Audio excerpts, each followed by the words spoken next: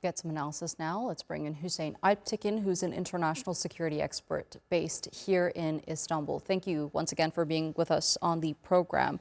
So Daesh and the PKK-YPG are the main concerns here. What measures are the two governments collectively taking to combat security threats in the region? The two governments of Damascus and Ankara, they have a long-lasting cooperation in terms of dealing with terrorism.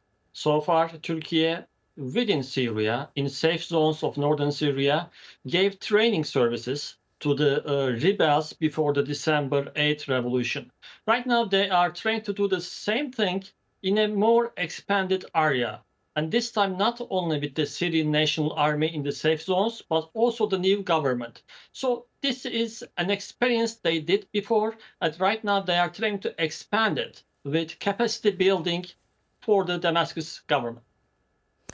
I mean, this is very important for stability overall in Syria, especially as they try to overcome the years of devastation they experienced under the former regime of Bashar al-Assad. How important is this, though, for them to get one step closer to a stable Syria? A stable Syria is not just a security problem for Syria, but also it's a security problem for Turkey. Without a stable and unified Syria, there is no guarantee for border security for Turkey. So for that matter, the two issues, the security issues of Syria and Turkey, are quite interrelated, deeply interrelated.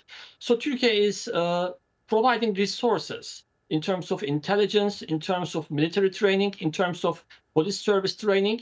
Turkey did them all in just northern zones of Syria, but right now they are trying to expand this experience in a broader realm. But of course, there are very serious challenges to this cooperation and to this process of recovery for a new Syrian government.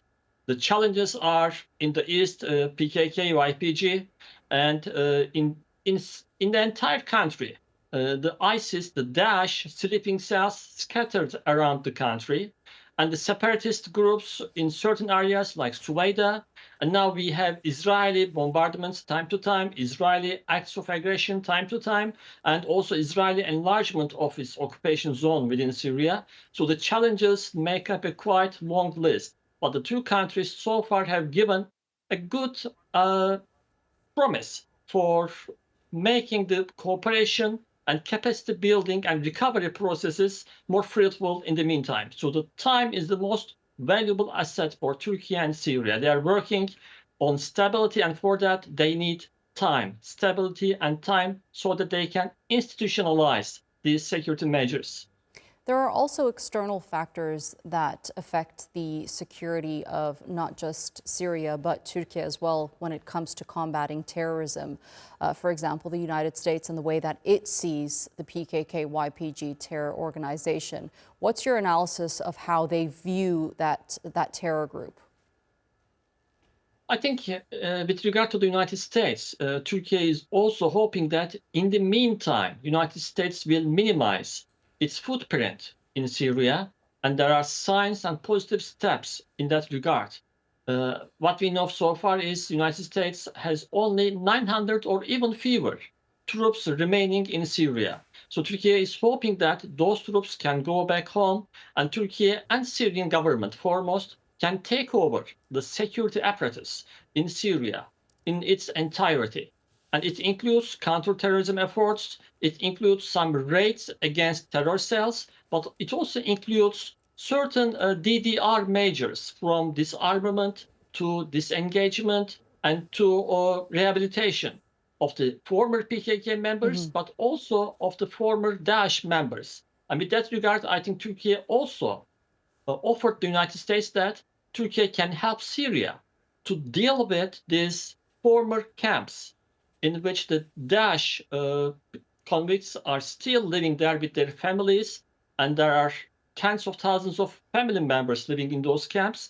And if there is no imminent step taken to rehabilitate those sources, the radicalization and further side effects might follow up. And this was Turkey's sort of warning or sort of heads up to the United States to highlight that Turkey and Syria should act immediately to deal with Daesh threat and the camps.